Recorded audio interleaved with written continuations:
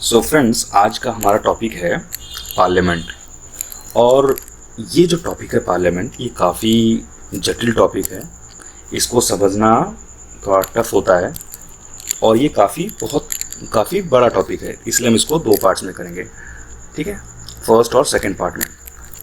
तो इसी जो हमारा फर्स्ट पार्ट होगा अब आज का, उसमें ये फर्स्ट पार्ट का टॉपिक है, ठीक है। इसको हम आज कवर करने की कोशिश करें, जिसमें क्या है, कॉन्स्टिट्यूशनल प्रोविजंस क्या हैं, लोकसभा, राज्यसभा और उसके टर्म्स क्या होते हैं, क्वालिफिकेशंस क्या होते हैं, ओथ कौन दिलाता है, चेयरमैन, राज्यसभा का चेयरमैन क्या होता है, उसके रोल, पावर, इंडिपेंडेंट। उसी तरह स्पीकर ऑफ लोकसभा और राज्यसभा जो होते हैं, स्पीकर ऑफ लोकसभा जो होते हैं, उनके रोल, पावर और इंडिपेंडेंस देखेंगे। फिर लीडर ऑफ हाउस कौन होता है और लीडर ऑफ ऑपोजिशन की क्या रिक्वायरमेंट्स हैं, ठीक है। तो चलिए शुरू करते हैं।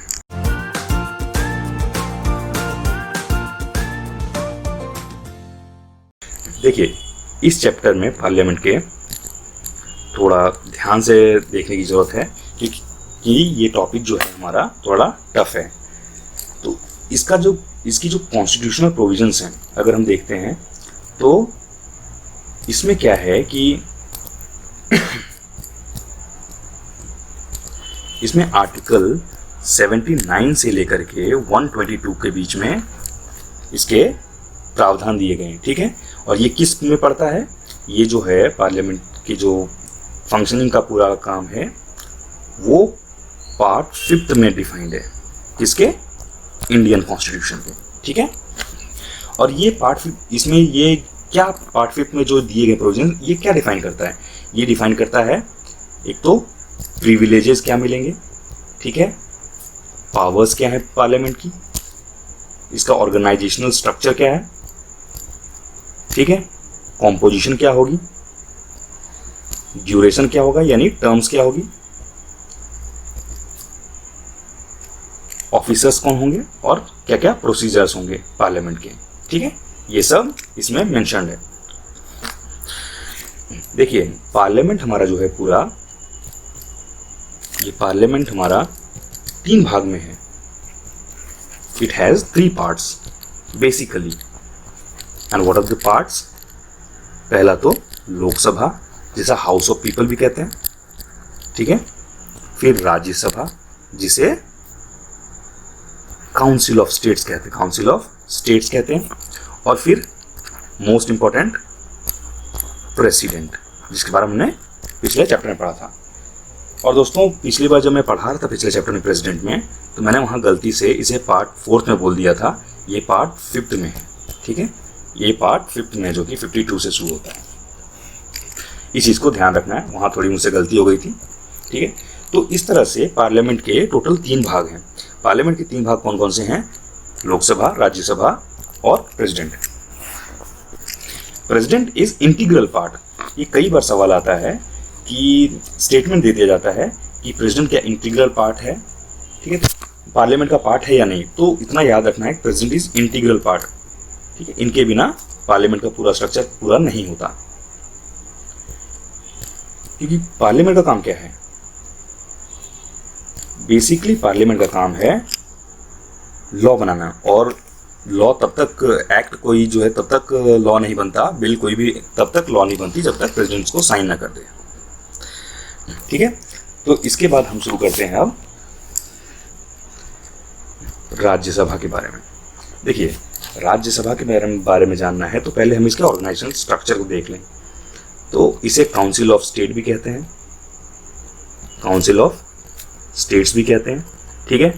इसके टोटल जो मैक्सिमम स्ट्रेंथ होगी, ठीक है, मैक्सिमम स्ट्रेंथ कितनी होगी, ये 250 डिफाइंड है, ठीक है। जिसमें 238 जो होंगे वो होंगे रिप्रेजेंटेटिव्स ऑफ स्टेट और यूटी, स्टेट या यूटी के, ठीक है। और यूटी में भी 2 ही यूटीज के पास है रिप्रेजेंटेशन, एक है दिल्ली और एक है पुडुचेरी, ठीक है। ये फिर यहाँ 12 जो बचे, 12 नॉमिनेटेड होते हैं प्रेसिडेंट द्वारा, ठीक है। इतना याद रखना, नॉमिनेटेड होते हैं। और ये कैसे नॉमिनेट किया जाता है, ये अपने फील्ड के जो स्पेशलाइज्ड होते हैं उनको प्रेसिडेंट नॉमिनेट करती है, क्या करते हैं, ठीक है, काउंसिल ऑफ मिनिस्टर्स के एड एंड एडवाइस पे।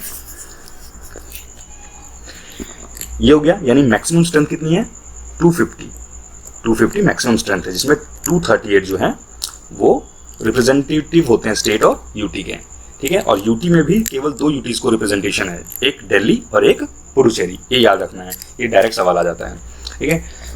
इनका जो इलेक्शन होता है, यानी ये जो 250 में से 238 मेंबर्स हैं, ये इलेक्ट होके आते हैं, ये रिप्रेजेंटेटिव्स होते हैं, तो इलेक्ट होके आएंगे। इलेक्ट कैसे होते हैं, ये बेसिकली लोग डायरेक्ट इलेक्ट नहीं करते, जो स्टेट लेजिस्लेचर है वो इलेक्ट, उसके मेंबर्स इलेक्ट करते हैं, ठीक है। 238 मेंबर्स में वो जो है वो स्टेट लेजिस्लेटर वहाँ के अपनी पर्टिकुलर स्टेट्स की वो इलेक्ट करके भेजते हैं।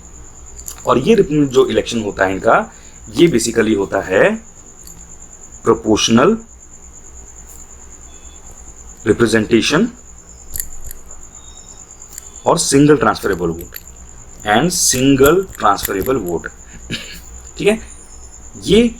ये डायरेक्ट सवाल भी आता है कि जो राज्यसभा के मेंबर्स इलेक्ट होते हैं वो किस तरीके से इलेक्ट होते हैं, first past the poll system, और first past the poll system जो होता है हमारा, वो लोकसभा के जो मेंबर्स इलेक्ट होते हैं वो उसके तहत इलेक्ट होते हैं, ठीक है। उसमें क्या है कि जो भी आदमी जिसको थोड़ा भी अधिक यानी मैक्सिमम जिसको मिलेगा वोट, वो विनर कहलाएगा, ठीक है। यहाँ पे proportional representation and single transferable vote है, ठीक है।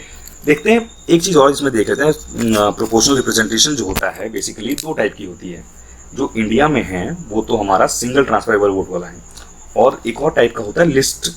एक सिंगल ट्रांसफरेबल वोट जो है इंडिया में यूज होता है, वो किस किस के लिए यूज होता है, वो यूज होता है राज्यसभा के इलेक्शन में, ठीक है, लेजिस्लेटिव काउंसिल, ठीक है, जो कि स्टेट में होती है, अब स्टेट की अपर हाउस जिसे कह सकते हैं आप, फिर प्रेसिडेंट के रिप्रेजेंटेशन, वो प्रेसिडेंट के इलेक्शन में, फिर होता है वाइस प्रेसिडेंट के इलेक्शन में। तो इन जगहों पे हमारा प्रोपोर्शनल रिप्रेजेंटेशन और सिंगल ट्रांसफरेबल वोट होता है। यहाँ प्रोपोर्शनल रिप्रेजेंटेशन का मतलब है all sections of the people get representation in proportion to their number, right. ये है प्रोपोर्शनल रिप्रेजेंटेशन का। और यहाँ सिंगल ट्रांसफरेबल वोट इंडिया के सिस्टम में है। एक इसका दूसरा वाला पीआर का दूसरा यानी प्रोपोर्शनल रिप्रेजेंटेशन का दूसरा पार्ट जो है वो है लिस्ट सिस्टम, ठीक है। ये लिस्ट सिस्टम ये बेसिकली दूसरे कंट्रीज लाइक श्रीलंका, इजराइल, ऐसे जगहों पे है इसके, ठीक है। ये हमने देख लिया। अब यहाँ पे हम एक चीज और देख लेते हैं, जो सीट्स अलोकेट होती हैं राज्यसभा में, ठीक है, जो सीट्स अलोकेट होती है राज्यसभा में वो on the basis of population allocate होती है, on the basis of population. यहाँ पे मैक्सिमम जो सीट्स हैं वो यूपी की है, और वो कितनी है 31 राज्यसभा की सीटें हैं, ठीक है। ये हो गया। उसके बाद अब हम देखते हैं टर्म्स क्या होती है। किसके देखने में टर्म्स, राज्यसभा के टर्म्स देखने। तो राज्यसभा के जो टर्म्स हैं, देखो Rajya Sabha is a permanent body.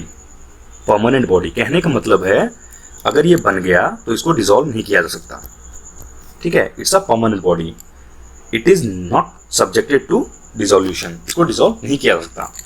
इसमें एक चीज और है कि जो मेंबर इलेक्टेड होते हैं वो 1/3 मेंबर जो होते हैं वो हर दूसरे साल रिटायर करते हैं, एवरी सेकेंड ईयर रिटायर करते हैं। इसलिए हम देख सकते हैं कि यदि कोई लोकसभा में क्लियर मेजॉरिटी भी ले आए, अगर 400 सीट्स भी ले आए, लोकसभा में प्योर मेजॉरिटी भी हो जाए, हायर मेजॉरिटी भी हो जाए, तो भी जरूरी नहीं है कि उसकी राज्यसभा में मेजॉरिटी हो ही जाए। क्यों, यहाँ पे 1/3 जो मेंबर है वो हर 2 साल में रिटायर होते हैं, ठीक है। इस सिस्टम के कारण कभी भी राज्यसभा में जनरली राज्यसभा में किसी एक पार्टी का पावर नहीं रह पाता है। जब लोकसभा में पूरी सारे मेंबर एक पार्टी के हों तो भी राज्यसभा में जरूरी नहीं होगा कि होंगे, ठीक। ये हो गई हमारी बात टर्म्स की।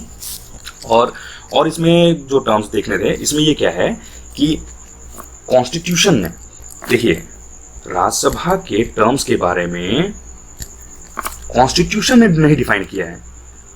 कॉन्स्टिट्यूशन ने डिफाइन नहीं किया है कहीं, यानी फिर ये डिफाइन कहाँ पे है?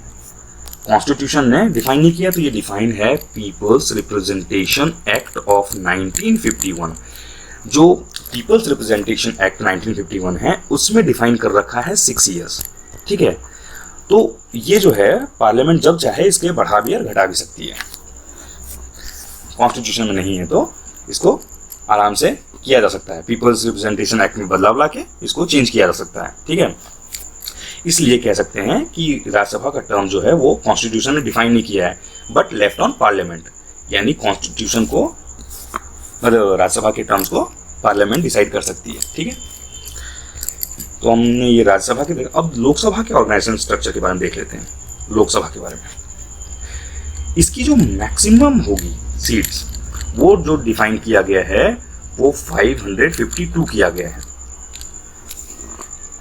ठीक है, इसमें से जो है 552 में से 550 तो इलेक्टेड होंगे, जबकि 2 जो होंगे वो नॉमिनेटेड होंगे, और ये 2 जो नॉमिनेटेड होते हैं वो एंग्लो इंडियन कम्युनिटी से होते हैं, एंग्लो इंडियन कम्युनिटी के होते हैं। ठीक है, अब हमने देखा होगा जनरली हमारा जो इलेक्शन होता है उसमें 545 सीट्स के लिए इलेक्शंस, वो 543 सीट्स के लिए इलेक्शंस होते हैं। तो यहाँ बात ये है कि 7 जो सीट्स हैं वो पीओके जब गया था उस वक्त चला गया, तो इसलिए इस पे होता नहीं है इलेक्शन। ठीक है, तो ये इतने हो गए, यानी हमारा मैक्सिमम सीट कितनी है? 552 सीट्स हो सकती हैं लोकसभा में, और ये कई एग्जाम्स में डायरेक्ट पूछ लिया जाता है। और ये जो इलेक्शन होता है इन मेंबर्स का, जो 550 जो इलेक्टेड हैं उन मेंबर्स का जो इलेक्शन होगा ये बेसिकली होगा बेस्ड ऑन एडल्ट फ्रेंचाइज। कहने का मतलब है जो 18 साल से ऊपर है वो वोट दे सकते हैं बिना किसी जेंडर डिस्क्रिमिनेशन के। ठीक है, ये हुआ। और ये जो इलेक्शन होता है यहाँ पे एक चीज और देखना है, फर्स्ट पास दी पोल सिस्टम के तहत इनको विनर साबित किया जाता है, यानी घोषित किया जाता है। अब ये क्या है, हमने जैसे कि राज्यसभा में देखा था सिंगल ट्रांसफरेबल वोट जो था, यहाँ पे क्या है फर्स्ट पास दी पोल सिस्टम है, वहाँ वो उसमें था प्रोपोर्शनल रिप्रेजेंटेशन। यहाँ क्या है, जो भी आदमी जितने भी इलेक्टर्स हों उनमें से मान लेते हैं कि 10 वोट पड़े हैं किसी कॉन्स्टिट्यूएंसी में और 3 लोग मतलब वहाँ पे लड़ रहे थे, तो एक को 4 मिला है और फिर एक को 3 मिला है, फिर एक को 2 मिला है, एक को और को 3 मिला है, तो यहाँ पे 4 वाला होगा वो क्लियर विनर होगा। 2 इसने 50% वोट नहीं अटेंड किया फिर भी ये क्लियर विनर होगा, यानी कहने का मतलब है जो भी सबसे अधिक वोट लाएगा वही विनर होगा। ये लोकसभा की सिस्टम थी। ठीक है, अब इसमें देखो एक चीज और देखना ये है कि लोकसभा को की जो सीट्स अलोकेट होती हैं वो डिसाइड की जाती हैं बेस्ड ऑन पॉपुलेशन रेशियो। जो लोकसभा की सीट्स होंगी, कॉन्स्टिट्यूएंसी होगी बेसिकली, वो कितनी सीटें किस स्टेट को मिलेंगी वो डिफाइन होता है बेस्ड ऑन पॉपुलेशन रेशियो। कहने का मतलब है कि सेम रेशियो से ही सारे स्टेट्स में कॉन्स्टिट्यूएंसी डिफाइन होती हैं। इसी तरह किसी स्टेट को ज़्यादा सीट वो लोकसभा की सीटें मिल जाती है, किसी को कम मिलती हैं। ठीक है, ये हो गया। और ये जो टेरिटोरियल एक चीज़ और है, ये कॉन्स्टिट्यूएंसी जो है वो कौन डिफाइन करता है? ये नंबर ऑफ कॉन्स्टिट्यूएंसी कितनी होगी नहीं होगी ये डिफाइन कौन करता है? तो इसको डिफाइन करने के लिए एक कमीशन होती है जिसका नाम है डिलिमिशन कमीशन, लिमिटेशन कमीशन। ठीक है, ये पावर जो है वो इसके हाथ में होती है। ये कमीशन सेटअप की जाती है गवर्नमेंट ऑफ इंडिया द्वारा और इसी का काम है कॉन्स्टिट्यूएंसीज को बांटना। ठीक है, ये फ्रीज कर दी गई है अभी, तो पहले फ्रीज की गई थी 1971 में टिल 2000। 1971 में पहले फ्रीज की गई थी टिल 2000, उसके बाद अभी फ्रीज कर दी गई है 2001 के सेंसस पे टिल 2026 तक के लिए 2001 के सेंसस पे फ्रीज कर दिया गया है। ठीक है, और ये हुआ था 87th constitutional amendment act of 2003, ठीक है, इस वक्त ये किया गया था। अब हम देख लेते हैं कि लोकसभा का टर्म क्या होता है, ठीक है। तो लोकसभा का टर्म अगर हम देखेंगे तो जिस तरह Rajya Sabha was a permanent body और उसको डिसॉल्व नहीं किया जा सकता था, ये लोकसभा के केस में नहीं है। लोकसभा को कभी भी डिसॉल्व किया जा सकता है, ठीक है, it can be dissolve unlike Rajya Sabha. और ये जरूरी नहीं कंप्लीट होने के बाद ही डिसॉल्व किया जाएगी, इवन बिफोर कंप्लीशन, ठीक है, इवन बिफोर कंप्लीशन भी इसको किया जा सकता है ऑफ 5 years। जनरली कितने का टर्म होता है? जनरली 5 साल का टर्म होता है, ठीक है, जनरली 5 साल का टर्म होता है, लेकिन उससे पहले भी इसको डिसॉल्व किया जा सकता है। और एक चीज और है, लोकसभा का टर्म जो है वो in abnormal condition like national emergency के केस में इसको बढ़ाया भी जा सकता है, मतलब एक बार में 1 साल के लिए, ठीक है, और हर 6 महीने में उसकी समीक्षा होती है, और फिर वो कितने भी नंबर ऑफ टाइम्स के लिए बढ़ाया जा सकता है। नेशनल इमरजेंसी का जब होगा तब ये बढ़ाया जा सकता है, ठीक है। ये हो गया। अब हम आगे बढ़ते हैं। अगर हम यहाँ देखते हैं, अब देखो एक चीज़ तो हमने देख लिया कि अब एक चीज़ और देख लेते हैं कि क्वालिफिकेशंस क्या होती है।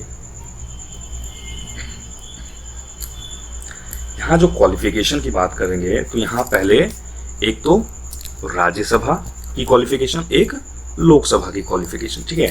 तो एक आदमी जो कि want to be a member of Rajya Sabha के मेंबर अगर कोई बनना चाहता है तो पहले तो उसकी एज 30+ होनी चाहिए,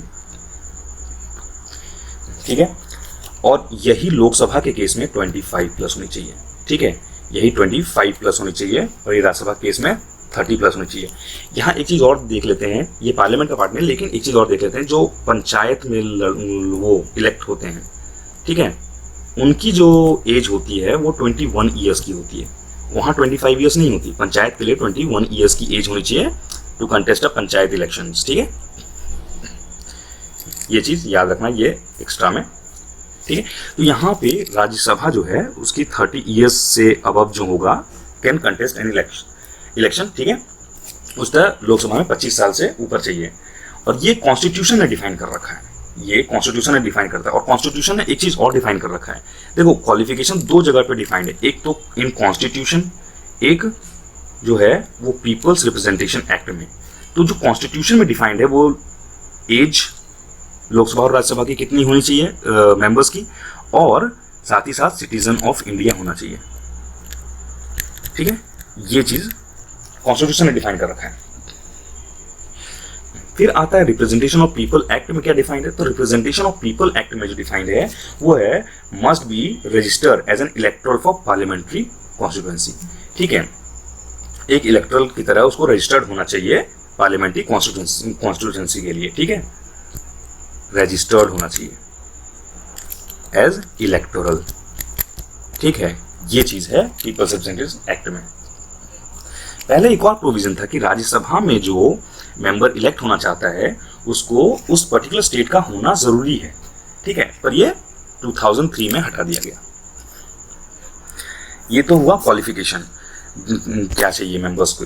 अब डिस्क्वालिफिकेशन किस बात पे होती है, ठीक है, यहाँ डिस्क्वालिफिकेशन की बात करते हैं तो ये बहुत इंपॉर्टेंट हो जाता है। कई बार सवाल पूछे जाते हैं कि ये मेंबर कैसे डिस्क्वालीफाई किया जा सकता है। तो पहला जो कंडीशन है वो है कोई ऑफिस ऑफ प्रॉफिट नहीं होना चाहिए। अगर कोई ऑफिस ऑफ प्रॉफिट जो है अंडर यूनियन, स्टेट और गवर्नमेंट अथॉरिटी, कोई भी ऐसी ऑफिस है एक्सेप्ट मिनिस्टर बन सकता है। मिनिस्टर के अलावा कोई भी पोस्ट अंडर यूनियन, स्टेट और गवर्नमेंट अथॉरिटी में नहीं होनी चाहिए office of as a office of profit, ठीक है, पहला कंडीशन। दूसरा कंडीशन है कि अनसाउंड माइंड नहीं होना चाहिए। और ये अनसाउंड माइंड जो है वो कौन डिसाइड करता है, ये कोर्ट डिसाइड करती है, ठीक है, ये जो है कोर्ट डिसाइड करेगा कि अनसाउंड माइंड है कि नहीं। तो दूसरी चीज जो है वो अनसाउंड माइंड नहीं होना चाहिए, तीसरा जो कंडीशन दिया गया है वो दिया गया है अनडिस्चार्ज्ड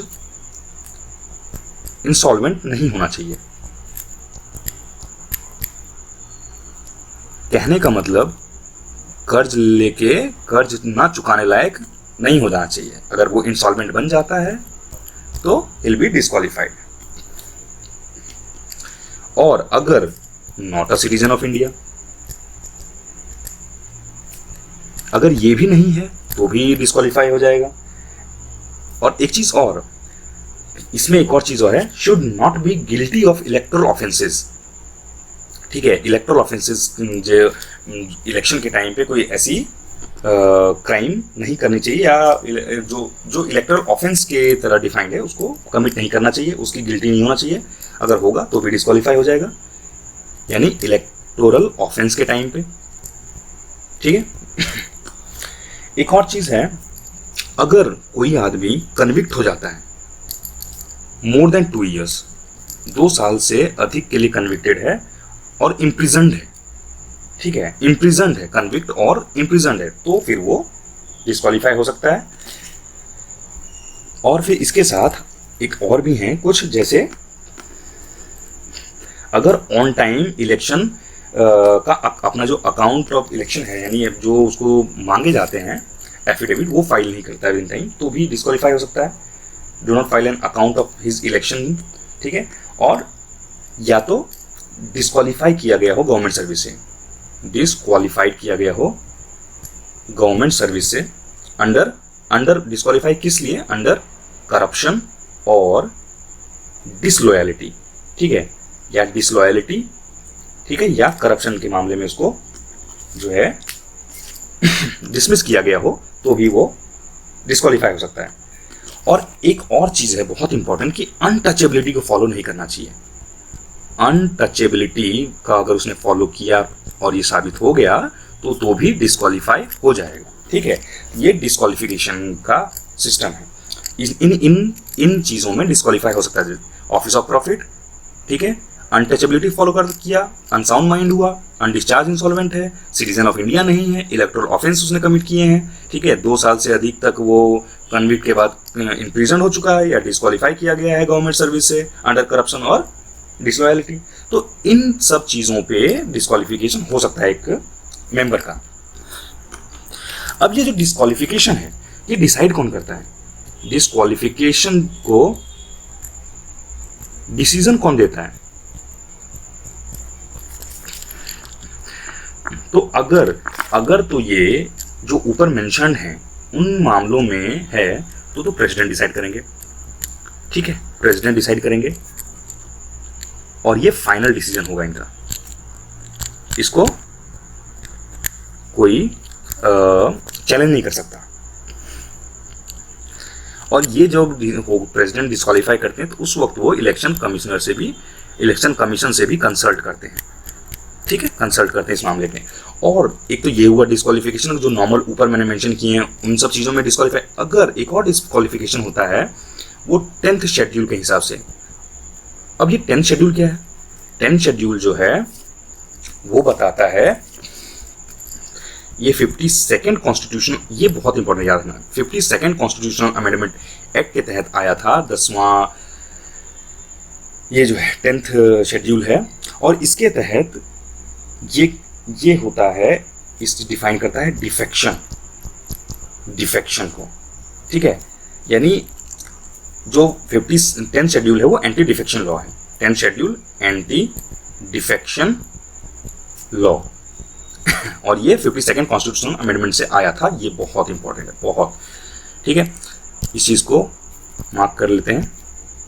ये most important 52nd constitutional amendment anti defection law, ठीक है। अब यहां जो है, हाँ, तो ये डिफेक्शन के केस में अगर है तो डिसाइड कर प्रेसिडेंट नहीं करेगा, यहां स्पीकर डिसाइड करेंगे, स्पीकर ऑफ लोकसभा या तो चेयरमैन ऑफ राज्यसभा। देखो, लोकसभा के केस में स्पीकर होते हैं और राज्यसभा के केस में चेयरमैन कहलाते हैं। स्पीकर ही, जो स्पीकर की पोस्ट होती है एक टाइप से, उसी को चेयरमैन कहते हैं और वो हमारे वाइस प्रेसिडेंट होते हैं, ठीक है। तो राज्यसभा के केस में चेयरमैन करेगा और लोकसभा केस में स्पीकर करेगा, और इनके भी डिसीजन फाइनल होते हैं। ठीक है, यहां याद रखना डिफेक्शन केस में प्रेसिडेंट नहीं करते, प्रेसिडेंट नहीं करते। ठीक है, डिफेक्शन के केस में ये डिस्क्वालिफिकेशन का डिसीजन है। फिर हम थोड़ा देख लेते हैं कि किन किन चीजों पे सीटें वेकेंट हो सकती है, यानी वेकेटिंग अगर बात करें, वेकेटिंग ऑफ अ सीट किसकी, मेंबर्स की, एमपी की। ठीक है, कैसे हो सकता है, इसमें 4 कंडीशन हो सकते हैं। या तो डबल मेंबरशिप हो, डबल मेंबरशिप यानी लोकसभा का भी मेंबर हो और राज्यसभा का भी मेंबर हो। ऐसे केस में जो है सीट खाली हो जाएगी एक की। अगर कोई आदमी या कोई मेंबर जो किसी एक, मान लेते हैं कि लोकसभा में सिटिंग एमपी है और वो राज्यसभा के लिए इलेक्ट हुआ है, तो उसको विद इन 10 डेज उसको डिसाइड करना पड़ेगा कि किस के लिए जाना है, उसको लोकसभा में रहना है या राज्यसभा में रहना है।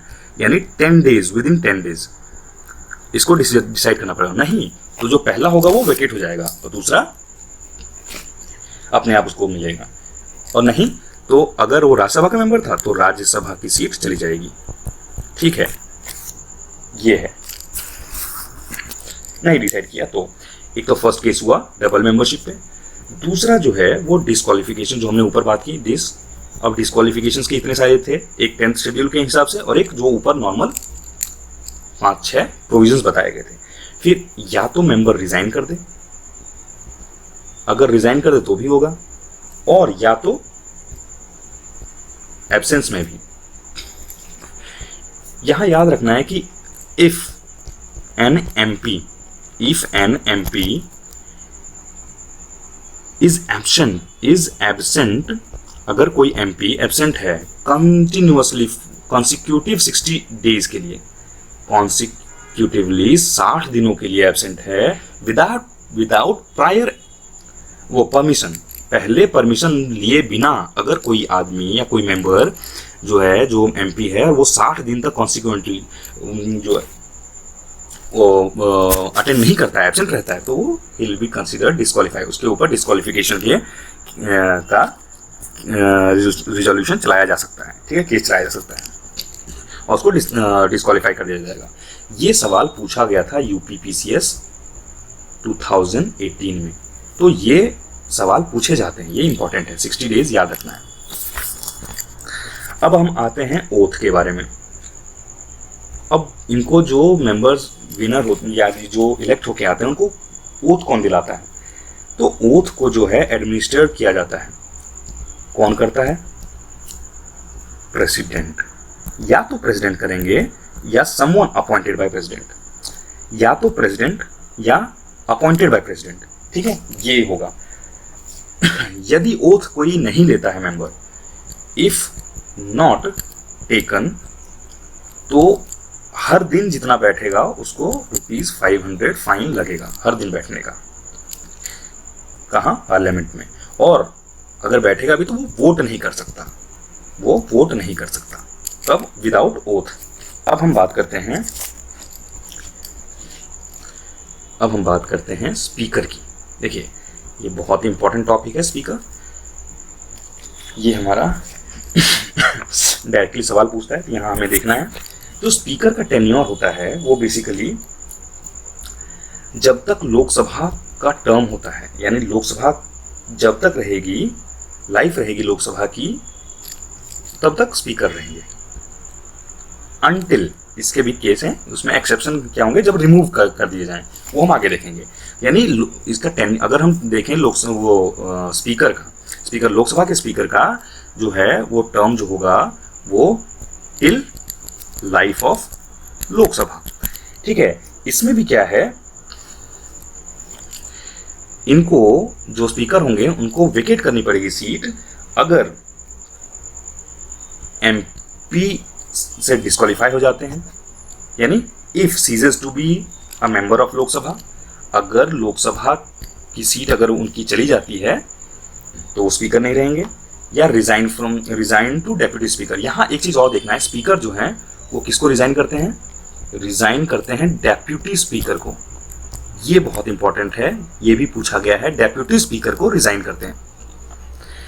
तो किस केस में स्पीकर जो है वो अपनी सीट वेकेट करेंगे, एक तो जब एमपी नहीं यानी लोकसभा के मेंबर नहीं रहते, ठीक है, या रिजाइन कर देते हैं, या रिमूव बाय रिजोल्यूशन, या रिमूव कर दिए जाते हैं, ठीक है, रिमूव रिजोल्यूशन, और वो हम आगे देखेंगे। चलिए बात कर लेते हैं। ये जो रिजोल्यूशन होगा रिमूवल का, ऑफ रिमूवल, किसका? लोकसभा स्पीकर का, ये बेसिकली लोकसभा में ही चलाया जा सकता है, स्पीकर का। अब ये नहीं कि हमें लोकसभा के स्पीकर को रिमूव करना है और राज्यसभा में रेजोल्यूशन चला रहे हैं, नहीं, ये जो है वो लोकसभा में ही रेजोल्यूशन आएगा, और ये 14 डेज के नोटिस पीरियड पे आएगा, यानी 14 डेज का नोटिस पीरियड दिया जाएगा, उसके बाद इसको मूव किया जाएगा इस रेजोल्यूशन को, ठीक है। और ये एब्सोल्यूट मेजॉरिटी से अगर पास होता है। एब्सोल्यूट मेजॉरिटी यहाँ कहने का मतलब है कि 50% जितनी भी सीट है लोकसभा की, उसकी 50%, ठीक है। एब्सोल्यूट मेजॉरिटी यानी अगर 250 मान लेते हैं 550 हैं, ठीक है, 550 मेंबर हैं, चलिए ये सब, अगर 250 मेंबर हैं राज्यसभा में, ये लोकसभा मान लेते हैं लोकसभा में 250 मेंबर की सीट है टोटल, 550 की जगह 250 मेंबर की है, तो अगर 125 से ऊपर वोट मिल जाएंगे तो इसको एब्सोल्यूट मेजॉरिटी कहते हैं, तो इसके तहत इनको रिमूव किया जा सकता है, ठीक है, स्पीकर को। अब पावर क्या होती है स्पीकर की? देखो पावर की बात करते हैं, ये हेड करते हैं लोकसभा मीटिंग को, ठीक है, हेड करते हैं लोकसभा को, और यही जो है वो रिप्रेजेंटेटिव होते हैं लोकसभा के, ये चीज याद रखना, ठीक है। उसके बाद ये जो होते हैं वो गार्डियन होते हैं, किसके? Of power and privileges of किसके? एमपी के, और इसकी कमिटीज के, ठीक है, ये चीज याद रखना है, ठीक है। ये पावर होती है, और ये पावर कहाँ से मिलती है इनको? ये जो स्पीकर जो है, स्पीकर एक्चुअली डिराइव करते हैं अपना पावर फ्रॉम, देखो कॉन्स्टिट्यूशन। ये चीज है कि यहां देखना स्पीकर को पावर कहाँ से मिलती है। एक कॉन्स्टिट्यूशन उनको पावर देता है, एक है रूल्स ऑफ प्रोसीजर इनको पावर देता है, और कंडक्ट ऑफ बिजनेस, लोकसभा की बिजनेस कैसे चलेगी वो भी इनको पावर देता है। जो बुक होगी conduct of business procedures of Lok Sabha, ये जो रूल बुक होगी ये इनको पावर देता है, ठीक है। और इनके रोल क्या होते हैं? रोल होता है मेंटेन करना, हेडमास्टर्स की तरह काम करती है, यानी ये मेंटेन करती हैं ऑर्डर और डेकोरम, ठीक है, किसकी? हाउस बोले तो लोकसभा की, ठीक है। इन्हीं का काम है एडजर्न करना हाउस को, हाउस इज एडजर्न्ड, अगर ये कह देती हैं तो एडजर्न हो जाता है हाउस, ठीक है। और suspend meeting in absence of quorum, और अगर देखिए यहाँ कोरम जो बार बार शब्द इस्तेमाल हो रहा है, कोरम से मतलब है कि इतनी मिनिमम होनी चाहिए किसी भी मीटिंग के लिए। तो लोकसभा की मीटिंग कोरम जो लोकसभा का है वो, यानी किसी का भी कोरम जो पार्लियामेंट का है वो 1/10 मेंबर के होना चाहिए, ठीक है। ये 1/10 मेंबर अगर प्रेजेंट हैं तभी हम प्रोसीडिंग को चला सकते हैं, ठीक है। यानी लोकसभा के केस में इट शुड बी 55 मेंबर्स, ठीक है। वहीं राज्यसभा केस में 25 मेंबर्स, ये कोरम होता है। तो इसको मेंटेन करती हैं ये, ठीक है। एडजर्न्स हाउस को एडजर्न कर सकती हैं और सस्पेंड भी कर सकती हैं जब कोरम मेंटेन ना हो, ठीक है। Can allow a secret sitting, यानी कहने का मतलब है इनका है, एक तो पहले एक और चीज है कि ज्वाइंट सिटिंग अगर जो प्रेसिडेंट बुलाते हैं, ज्वाइंट सिटिंग मतलब लोकसभा और राज्यसभा जो है एक साथ जब बैठती है उसे ज्वाइंट सिटिंग कहते हैं। आर्टिकल 108 के तहत, आर्टिकल 108 के तहत लोकसभा और राज्यसभा की ज्वाइंट सिटिंग प्रेसिडेंट बुला सकते हैं, और उसको चेयर करेंगे लोकसभा स्पीकर। लोकसभा की स्पीकर उसको चेयर करेंगे, ना कि राज्यसभा का चेयरमैन। राज्यसभा का चेयरमैन उसको नहीं करेगा, यहाँ लोकसभा की स्पीकर उसको चेयर करेंगे। ठीक है, ये चीज समझ लिया। उसमें एक्चुअली ये क्या है, सीक्रेट मीटिंग को भी बुला सकती हैं, इनके पास ये भी पावर है। ठीक है, on the request of leaders of house, ठीक है, decides bill to be whether a money bill. और अगर कोई बिल जो है, if bill is money bill और नॉट, ये भी डिसाइड करने का पावर स्पीकर को ही है।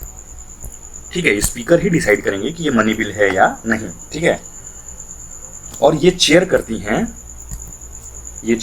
हैं इंटर पार्लियामेंट्री यूनियन को।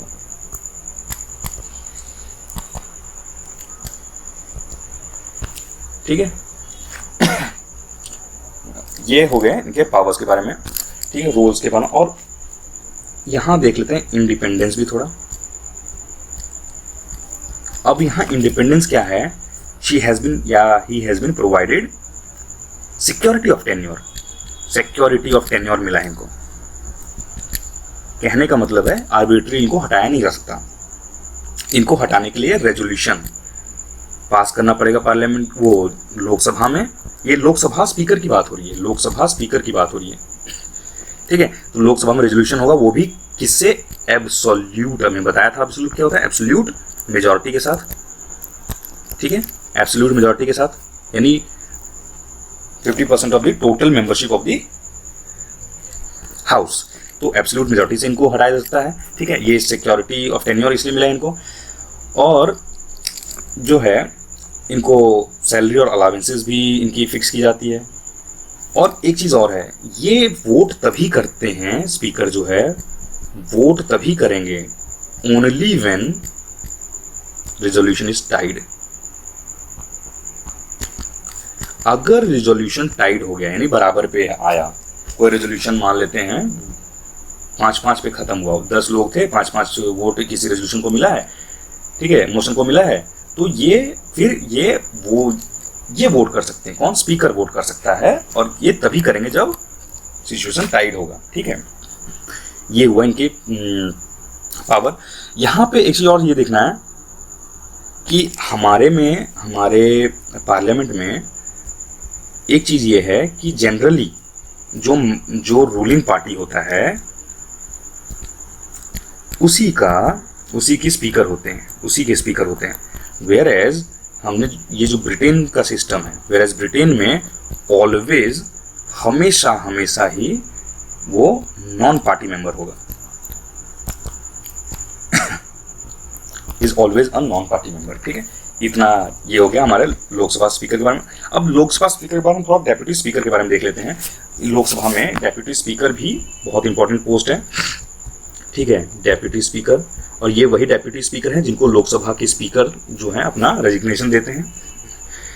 जब लोकसभा के स्पीकर लोकसभा में प्रेजेंट नहीं होते हैं तो ये चेयर करते हैं, डेप्यूटी स्पीकर चेयर करते हैं, और इनको इलेक्ट किया जाता है बाय लोकसभा इटसेल्फ।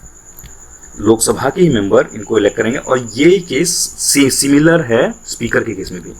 स्पीकर का भी कोई अलग से इलेक्शन नहीं होता, स्पीकर भी लोकसभा के मेंबर द्वारा ही इलेक्ट किए जाते हैं। उस तरह डेप्यूटी स्पीकर भी किए जाते हैं। और इनको जो इलेक्ट किया जाता है, elected just after election of speaker के इलेक्शन के बाद इनको किया जाता है इलेक्ट। और इनका टेन्योर भी सिमिलर टू स्पीकर होता है। टेन्योर भी जो होता है वो सिमिलर टू स्पीकर होता है। ठीक है, और ये वेकेट उसी तरह करते हैं जिस तरह स्पीकर वेकेट करते हैं अपनी सीट। जैसे मेंबरशिप अगर लूज कर दिए हाउस की, या रिजाइन कर दिए, या रिमूव कर दिए रेजोल्यूशन द्वारा, वही सेम 14 डेज के एडवांस पीरियड पे और सेम रेजोल्यूशन के साथ। ठीक है, यहाँ ये देखना है कि हमें साउंड से लगता, ये हमें डेप्यूटी स्पीकर के नाम से लगता होगा it is subordinate of Lok Sabha. नहीं, नॉट सबऑर्डिनेट। ये नहीं, उनके सबऑर्डिनेट नहीं होते हैं। किसके, स्पीकर के सबऑर्डिनेट नहीं होते। ये भी इंडिपेंडेंटली अपना काम करते हैं। ठीक है, और ये जो डेप्यूटी स्पीकर हैं ये बेसिकली रिस्पॉन्सिबल होते हैं हाउस को, नॉट स्पीकर। ठीक है, ये सारा काम हम स्पीकर जैसे ही करते हैं generally. When appointed as member of parliament parliamentary committee automatic, और जब भी ये किसी भी पार्लियामेंट्री कमेटी, कहने का मतलब है पार्लियामेंट्री कमिटीज के मेंबर बनेंगे तो ऑटोमेटिकली उसके चेयरमैन बनेंगे।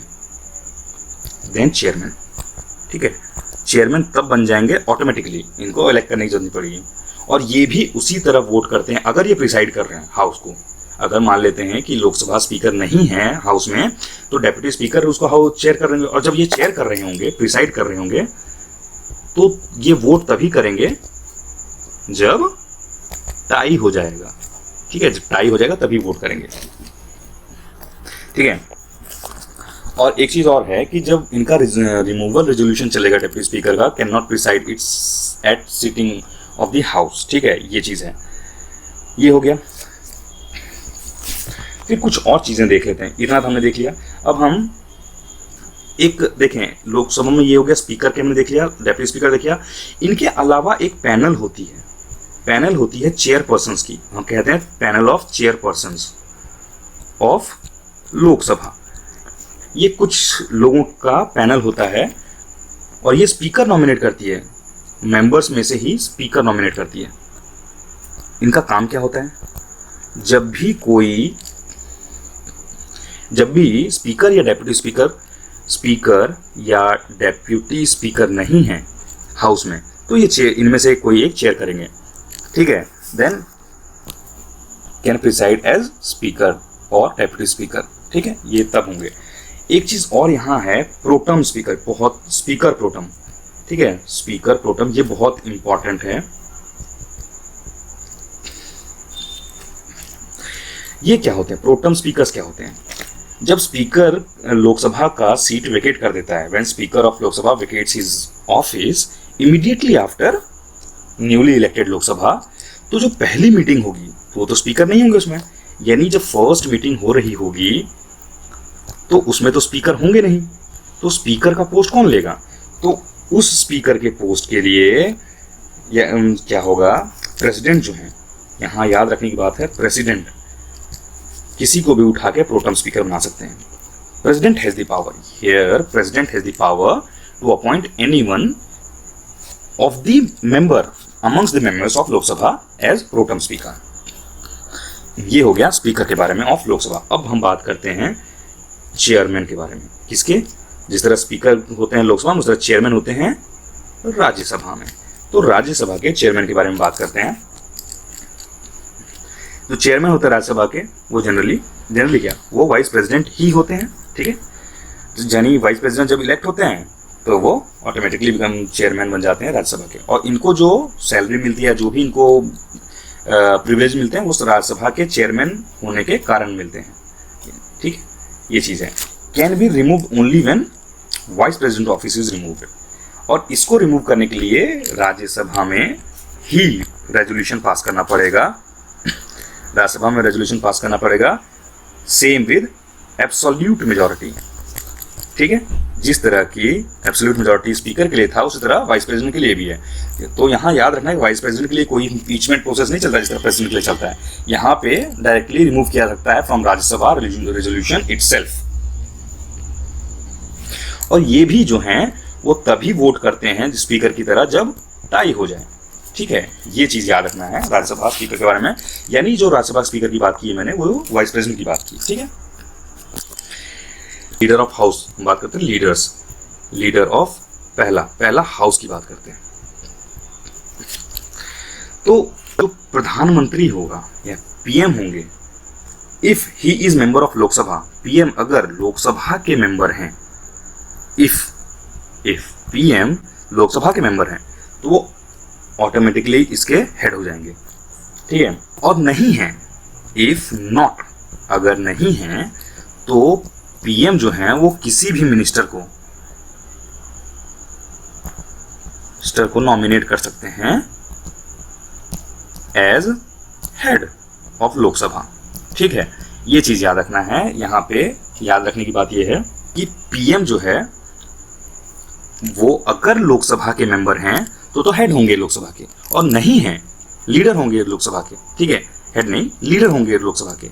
और नहीं है पीएम, अगर लोकसभा के नहीं राज्यसभा के मेंबर हैं तो पीएम किसी को भी अपॉइंट कर सकते हैं अपने बिहाफ पे, किसी भी मिनिस्टर को, कि वो होंगे लीडर ऑफ द हाउस।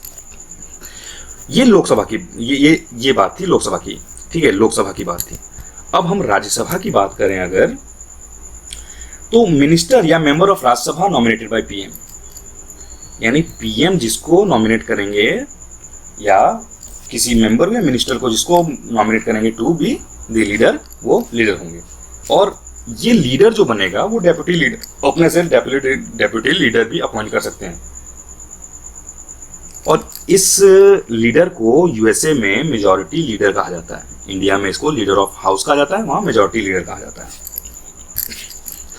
अब यहाँ लीडर ऑफ ऑपोजिशन की बात करते हैं, ठीक है, लीडर ऑफ ऑपोजिशन की बात करते हैं। तो लीडर जो ऑपोजिशन का होगा will be the member of largest party, ठीक है, लार्जेस्ट पार्टी का जो मेंबर होगा having more than 1/10 of the seats, ठीक है, 1/10 मतलब हाउस के 1/10 सीट से ज़्यादा अगर है और वो सबसे बड़ा पार्टी है तो उसी का मेंबर जो होगा वो लीडर ऑफ ऑपोजिशन होगा। और इनका मेन फंक्शन होता है to provide constructive criticism of the policies of government. तो इनका काम है क्रिटिसिज्म। अब क्रिटिसिज्म का मतलब ये नहीं कि हर बात पे क्रिटिसिज्म, कंस्ट्रक्टिव क्रिटिसिज्म के लिए इनका ड्यूटी है कंस्ट्रक्टिव क्रिटिसिज्म की, लेकिन ये तो कोई करता नहीं है, ठीक है। और ये जो हैं लीडर ऑफ अपोजिशन को, इनको कुछ प्रिविलेज मिलते हैं। He is entitled to salaries allowances, मतलब इनको सैलरी अलावेंस जो मिलेगा वो इक्विवेलेंट टू कैबिनेट मिनिस्टर के बराबर मिलेगा।